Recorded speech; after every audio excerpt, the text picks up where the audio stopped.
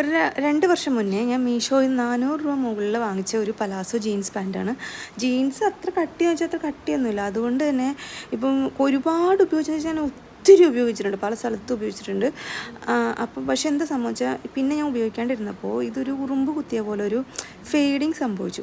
അപ്പം ഞാൻ അതിൻ്റെ താഴെ ഭാഗം കുറച്ച് വെട്ടി 3/4 ആക്കാമെന്ന് വെച്ചാൽ ട്രിപ്പ് ഉണ്ട്. അപ്പോൾ ആ ട്രിപ്പിന് വേണ്ടിയിട്ട് ഒരു 3/4 പോലെ ഇതിൻ്റെ ഈ ഒരു സംഭവം തന്നെ മാറ്റിയെടുക്കാമെന്ന് വിചാരിച്ചു. അങ്ങനെ ഇത് കണ്ടോ, ഒരു വെളുത്ത പാട്, വെളുത്ത പാടല്ല, ഒരു ഉറുമ്പ് കടിച്ച പോലത്തെ അങ്ങനെ. അപ്പോൾ ഞാനത് ആ ഭാഗത്ത് നമ്മൾ വെട്ടിക്കളഞ്ഞ പീസ് കൊണ്ട് അവിടെ ഒരു പോക്കറ്റ്സ് പോലെ തയ്ക്കാം. കാരണം ഇതാണ് സംഭവം, ഇങ്ങനെയാണ് കുരു പോലെ.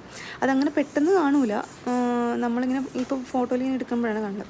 അപ്പോൾ ഈ താഴെ വെട്ടിക്കളഞ്ഞ ഭാഗത്ത് ഞാനൊരു കറുത്ത തുണിയൊക്കെ വെച്ചിട്ട് കുറച്ച് വേറെ ഇപ്പോൾ ഒരു ബ്ലാക്ക് ബനിയൻ ഇട്ടാലും അത് നല്ലതായിരിക്കും എന്ന് വിചാരിച്ച് അങ്ങനെ വെച്ചു. അപ്പോൾ ഒരു കാണാൻ നല്ല ഭംഗിയായി. ആ ഒരു കൂടുതൽ ഫെയ്ഡ് വന്ന ഭാഗം മറിഞ്ഞുപോയി.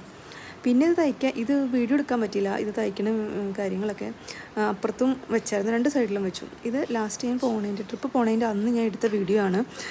ഇങ്ങനെയാണ് ഇരിക്കുന്നത്.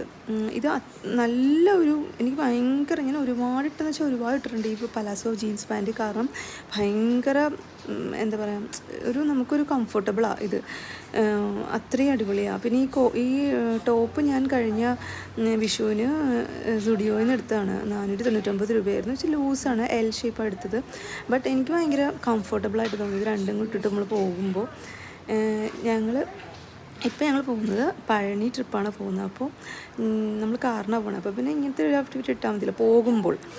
അങ്ങനെയാണ്. എല്ലാവർക്കും ഇഷ്ടപ്പെട്ടെങ്കിൽ ലൈക്ക് ചെയ്യുക.